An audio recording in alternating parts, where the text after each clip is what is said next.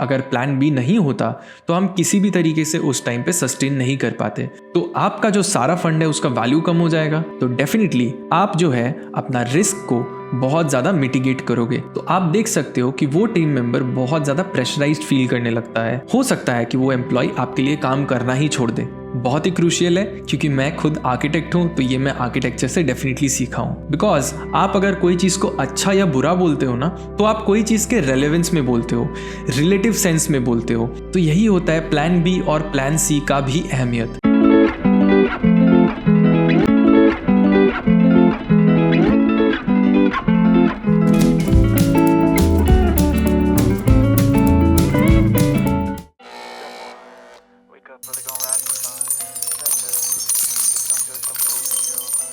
नमस्ते दोस्तों, आप सब कैसे हो? होपफुली आप सब अच्छे हो। और आज का जो वीडियो है वो बहुत ही स्पेशल है। पिछले कई वीडियोस में आप लोगों से बहुत ज्यादा मोटिवेशन मिला है and we are really thankful कि आप लोगों ने पिछले कुछ वीडियोस को बहुत ज्यादा प्यार दिया है। चलिए आगे बढ़ते हैं आज के टॉपिक पे। बहुत ही इंटरेस्टिंग टॉपिक है आज का, जहां पर हम बात करने वाले हैं कि एक प्लान बी और प्लान सी होना एक लीडर के लिए कितना ज्यादा इंपॉर्टेंट है। सिर्फ प्लान बी प्लान सी नहीं, प्लान बी सी डी, हाँ प्लान ए के साथ उनका इंपॉर्टेंस इक्वल है। मैं ये क्यों बोल रहा हूं, चलिए जानते हैं आज की वीडियो में। तो सबसे पहला चीज जो मैं आपसे बताने वाला हूं वो अगेन मेरा जो स्टाइल है, मैं अपने लाइफ के स्टोरीज बताता हूं। तो चलिए मैं बताता हूं कि कोविड के टाइम क्या हुआ था। कोविड के टाइम मेरा जो बिजनेस है वहां पर मैंने सीखा था कि यार बहुत लोगों को उस टाइम बहुत सारा ट्रबल्स तो पहुंचा था, लेकिन हमारा जो टीम था वो टीम में कई लोगों को ट्रबल जब पहुंचा, हमारे कई बिजनेसेस कई कॉन्ट्रैक्ट्स में जब ट्रबल पहुंचा, तो हमारे पास एक प्लान बी होना बहुत जरूरी था। अगर प्लान बी नहीं होता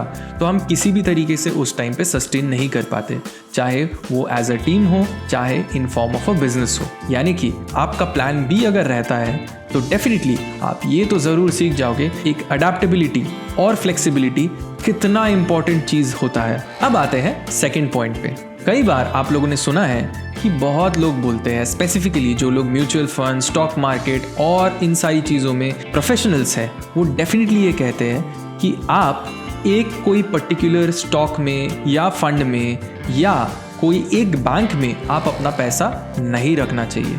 अब ये क्यों कहते हैं? मान लीजिए कि कोई एक स्टॉक में पर्टिकुलरली आपने ज़्यादा इन्वेस्ट कर दिया, या कोई एक फंड में आपने ज़्यादा इन्वेस्ट कर दिया, या कोई एक बैंक में आपने सारा पैसा रख दिया और वो किसी तरीके से डिप्रिसिएशन फेस करे, तो आपका जो सारा फंड है उसका वैल्यू कम हो जाएगा। यही कहते हैं ना आपके दोस्त लोग जो फाइनेंशियल बैकग्राउंड से हैं। मुझे भी मेरे दोस्त लोग कहते हैं। अब ये क्यों कहते हैं? बिकॉज अगर आप अलग अलग जगह पर अपना पैसा को रखोगे तो डेफिनेटली आप जो है अपना रिस्क को बहुत ज़्यादा मिटिगेट करोगे, यानी कि आप अपने रिस्क को बहुत अच्छे तरीके से डिस्ट्रीब्यूट कर सकते हो। सेम चीज़ एप्लीकेबल होता है जब आपके पास एक प्लान ए होता है, उसके साथ साथ आपके पास और भी कई सारे प्लान होते हैं जो प्लान ए की तरह इक्वली इंपॉर्टेंस दिया जा सकता है। ये एक और रीज़न है जिसकी वजह से ये प्रूव होता है कि आपके पास प्लान ए के अलावा बाकी प्लान्स भी होना जरूरी है। अब आते हैं थर्ड पॉइंट पे जो बहुत क्रूशियल है, एम्पावरमेंट एंड ट्रस्ट। हाँ, मैं बात कर रहा हूँ अगर आपने कभी किसी टीम मेंबर से बहुत ज्यादा एक्सपेक्ट कर लिया है तो आप देख सकते हो कि वो टीम मेंबर बहुत ज्यादा प्रेशराइज्ड फील करने लगता है। वो सोचने लगता है कि यार मेरे ऊपर सारा रिस्पॉन्सिबिलिटीज है। अब इससे दो चीज हो सकता है कि वो टीम मेंबर बहुत अच्छे तरीके से परफॉर्म करना शुरू करे, लेकिन किसी तरीके से अगर वो बैलेंस नहीं कर पाया तो हो सकता है उसके ऊपर हेल्थ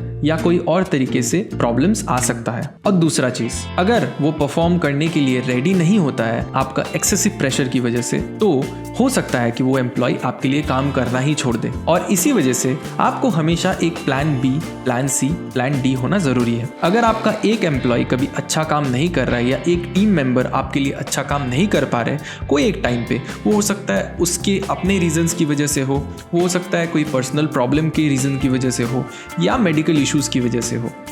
अगर वो नहीं कर पा रहा है तो ये आपका भी एज लीडर रिस्पॉन्सिबिलिटी है कि उसको सपोर्ट करने का, और ये सपोर्ट आप तभी कर पाओगे जब आपके पास प्लान ए के अलावा बाकी सारे प्लान्स भी इक्वली मौजूद है। अब आते हैं फोर्थ पॉइंट पे।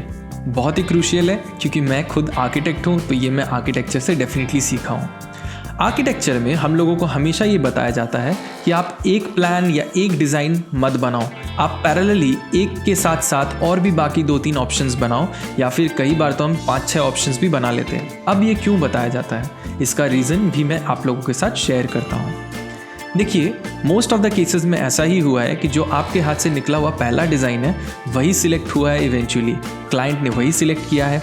तो हम बाकी ऑप्शंस क्यों बनाते हैं? बिकॉज जब आप plan B, plan C, plan D, plan E and etcetera बनाते हो तो आप ना एक मौका देते हो क्लाइंट को भी कि वो चूज़ करे कि उनको क्या अच्छा लग रहा है। बिकॉज आप अगर कोई चीज़ को अच्छा या बुरा बोलते हो ना, तो आप कोई चीज़ के रेलेवेंस में बोलते हो, रिलेटिव सेंस में बोलते हो। आप कोई भी चीज़ को पकड़ लो, चाहे आप टी शर्ट का बात करो या फर्नीचर का बात करो या वॉल का कलर का बात करो, आप हमेशा यही कहते हो कि यार ये वॉल का कलर ना उस वॉल से बेटर लग रहा है, ये टी शर्ट ना उससे तो बेटर है। आप बेटर किस सेंस में बोलते हो? कोई चीज़ के रिलेटिविटी में ना। तो यही होता है प्लान बी और प्लान सी का भी अहमियत। तभी वो अपना प्लान ए को और अच्छा शो करता है किसी क्लाइंट को, या इवन टू सम एक्सटेंट खुद को भी वो कॉन्फिडेंस मिल जाता है कि हाँ, यही प्लान जो है ना, यही डिज़ाइन सबसे बेस्ट है मेरा। तो ये बहुत ही एक इम्पॉर्टेंट चीज़ है जो आपको जानना चाहिए, और डेफिनेटली इससे आपका इनोवेशन, क्रिएटिविटी भी बढ़ेगा। अब इसी के रेलेवेंस में मैं आपको 5th पॉइंट भी बताता हूँ। वो ये है कि इन सारे चीज़ों को करने के बाद आपको ये लग सकता है कि प्लान ए करने पे ही जब सिलेक्ट हो गया था तो plan B, plan C, plan D, plan E या जितना भी प्लान्स मैंने बनाया वो क्यों बनाया है ना? तो मैंने हमेशा देखा है कि ये जो सारी चीज़ें हैं ना, ये मुझे बहुत अच्छे से हेल्प भी किया है इन माई फ्यूचर में मेरे पास और भी कई सारे ऑप्शंस बन जाते हैं उन प्रीवियस ऑप्शन से, जहाँ पर मुझे पता रहता है कि this is the correct thing, this is something which I tried previously but ये वर्कआउट नहीं किया था। मुझे पता होता है कि ये वर्कआउट क्यों नहीं किया था, तो इसीलिए मैं उस वक्त इन चीज़ों को रिलेट कर सकता हूँ और बहुत अच्छे तरीके से एज अ लीडर उन चीज़ों को टैकल कर सकता हूँ। तो अगर हम शुरू से बात करें, अडेप्टेबिलिटी, फ्लेक्सिबिलिटी का बात, रिस्क मिटिगेशन का बात, एम्पावरमेंट एंड ट्रस्ट का बात, इनोवेशन एंड क्रिएटिविटी का बात, एंड सबसे ज़्यादा जो आपको विजडम मिलता है एंड आपको रिफाइंड बनाता है, ये सारे जो पॉइंट्स हैं ये आपको डेफिनेटली मदद कर सकता है एक बेटर लीडर बनने में। एंड ये बेटर भी देखिए मैं रिलेटिव टर्म में बोल रहा हूँ, क्योंकि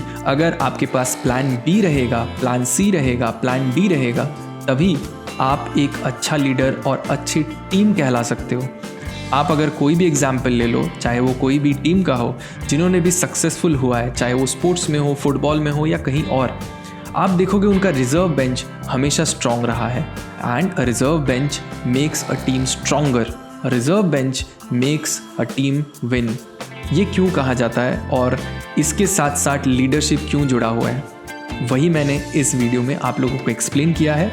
एंड आई होप दैट आप लोगों को ये वीडियो हेल्प करेगा in becoming a better leader and finding always a plan B and plan C for yourself and your team. And अगर ये वीडियो आप लोगों को अच्छा लगा है एंड मेरे वीडियो आपके थॉट्स के साथ रेजोनेट किया है, तो डेफिनेटली इस वीडियो को शेयर कीजिए उनके साथ जिनको ये ज़रूरत हो सकता है। आप अगर पहली बार मेरे चैनल पे आए हो तो डेफिनेटली मेरे चैनल को सब्सक्राइब कर दीजिए, बिकॉज उससे हमारी टीम को मोटिवेशन मिलता है एंड उससे हम लोगों को और भी अच्छे टॉपिक्स का इंस्पिरेशन मिलता है। अगर आपका कोई फीडबैक है तो ज़रूर हमारे कमेंट बॉक्स में आप शेयर कीजिएगा। एंड होपफुली हम आप लोगों से बहुत जल्दी मिलते हैं एक और नए एपिसोड के साथ।